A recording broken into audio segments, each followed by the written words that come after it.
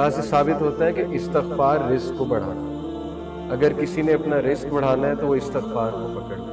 In fact رسول اللہ صلی اللہ علیہ وسلم میجورٹی صحابہ جب ان سے کوئی ذکر پوچھتے تھے تو یا وہ درود ابراہیمی بتاتے تھے یا وہ استغفار۔ یہ ثابت ہے صحیح حدیث۔ استغفار کے بارے میں ایک حدیث یہ بھی آتی کہ رسول اللہ صلی اللہ علیہ وسلم نے فرمایا کہ جو شخص استغفار کو کانسٹنٹلی اپنا لیتا ہے، بہت زیادہ کانسٹنٹ استغفار کرتا ہے، اللہ will make a way out of him from every difficulty. اللہ تعالیٰ اس شخص کے لیے ہر مشکل سے کوئی راستہ نکالتا۔ تو میں نے خود بھی پرسنلی اپنی لائف میں دیکھا، I'm sure کہ آپ لوگوں نے بھی دیکھا ہوگا کہ جو بندہ بہت زیادہ استغفار کرتا ہے اس کے معاملات آسان ہوتے ہیں، اور جو بندہ جتنے گناہوں میں پڑا ہوتا ہے اور استغفار جو ہے نہیں کرتا ہے تو پھر ظاہر ہے کہ اس کے معاملات پھر بہت تنگ ہو جاتے ہیں، اس کی لائف بہت تنگ ہو جاتی ہے۔ اسی طرح سب سے جو بہترین، یہ ون آف دا فیوریٹ آیات ہے صحابہ کی۔ میجورٹی صحابہ جب ان سے پوچھا جاتا تھا کہ آپ کی فیوریٹ آیا کون سی ہے، صحابہ کی آپس کی کنورسیشنز ہی ہوتی تھی، بیٹھ کر ایک دوسرے سے ڈسکس کرتے تھے کہ آپ کی فیوریٹ آیا کون سی ہے، آپ کی فیوریٹ آیا کون سی ہے۔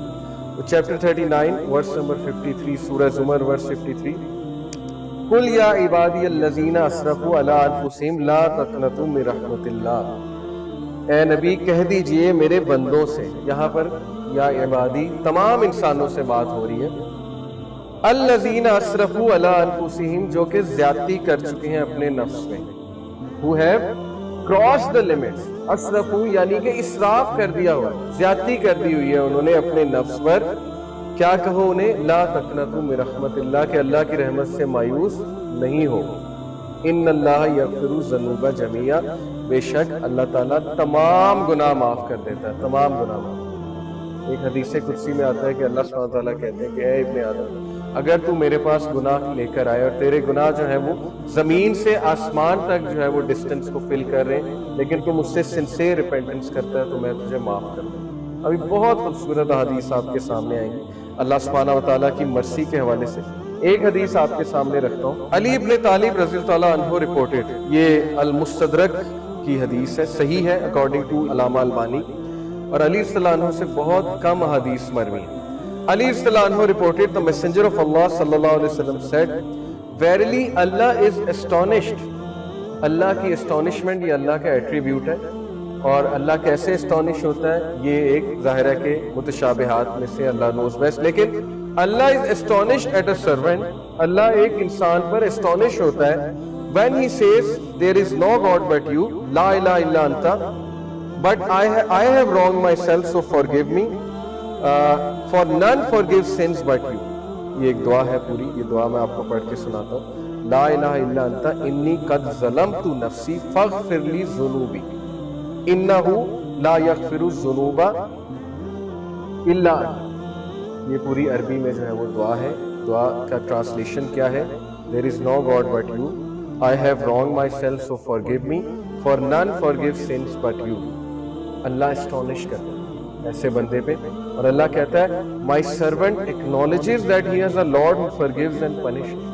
اللہ اینجلس کو کہتا ہے، اللہ تعالیٰ بولتا ہے کہ کیا میرا بندہ یہ ایکنالج کر رہا ہے کہ اس کا ایک رب ہے اور وہ رب جو ہے گناہوں کو معاف کرتا ہے، یعنی اللہ کو اتنی خوشی ہوئی۔ اسی سے ریلیٹڈ ایک اور حدیث ہے کہ جب ایک گناہ گاری، صحیح بخاری کی حدیث ہے، جب ایک گناہ گار شخص اللہ سے گناہوں کی معافی مانگتا ہے تو اللہ کو اس طرح کی خوشی ہوتی ہے جیسے ایک انسان جس کا کیمل ڈیزرٹ میں لاسٹ ہو گیا اور وہ اپنے کیمل کو ڈھونڈ رہا تھا، اور اس کیمل پہ سارا سامان تھا، اس کیمل پہ پانی بھی تھا، اس کا باقی بھی دیگر سامان تھا، اور اچانک اسے دور سے وہ کیمل چلا نظر آتا ہے تو وہ خوشی میں آپے سے باہر ہو کر جو ہے وہ یہ کہتا ہے کہ اے اللہ میں تیرا رب ہوں اور تو میرا بندہ ہے۔ یہ حدیث کے الفاظ، یعنی خوشی میں اس طرح کے الفاظ کہہ دیتا ہے۔ اللہ تعالیٰ کو اس لیول کی جو ہے وہ خوشی ہوتی ہے جب گناہ گار بندہ اللہ سے بات کرتا ہے، جب گناہ گار بندہ اللہ سبحانہ وتعالیٰ کو پکارتا ہے۔ ہمیں آن دی ادر ہینڈ شیطان نے جو وسوسہ ڈالا کہ تیرے تو اتنے گناہ ہیں، تو اتنا گناہ گار ہے، تو اس قابل ہی نہیں کہ اللہ تک تیری بات پہنچے یا اللہ تجھے رپلائی کرے یا اللہ تیری آواز سنے۔ حدیث تو کمپلیٹلی اس کے برعکس کہہ رہی ہے۔ حدیث تو کہہ رہی ہے کہ گناہ گار بندہ جب توبہ کرتا ہے اس پر زیادہ خوشی ہوتی ہے اللہ تعالیٰ۔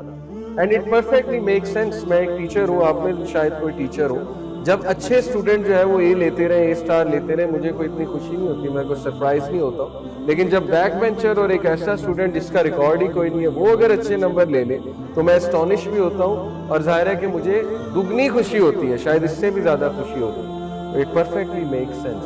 اوکے، تو یہ اسٹونشمنٹ کے بارے میں، اللہ کی اسٹونشمنٹ یہ اللہ کا ایٹریبیوٹ ہے کہ رب اسٹونش ہوتا ہے، اور اسی لیے اللہ نے اپنے عرش پر لکھوایا نا کہ verily my compassion over comes my right.